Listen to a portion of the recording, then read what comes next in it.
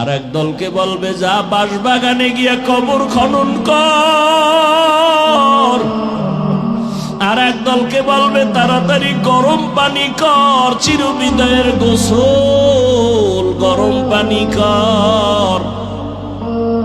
তোমাকে আমাকে ঘর থেকে সবাই টেনে টেনে নামাও, নামাইয়া ওই গোসলখানায় মশারি টানায় দিবে, গরম পানি দিয়ে গোসল করাইয়া সাদা কাফন পরাইয়া মসজিদের খাটের মধ্যে তোমার আমার দেহটাকে উঠাইয়া যখন জানাজার দিকে নিবে, আম্মাজান জানালা দিয়া তাকায় বলবে আমার বাবারে কই নাও, জীবনের শেষবারের মতো একটু চেহারাটা দেখাইয়া যাও, আমি আমার বাবার চেহারাটা একবার শেষবারে দেখে নেই।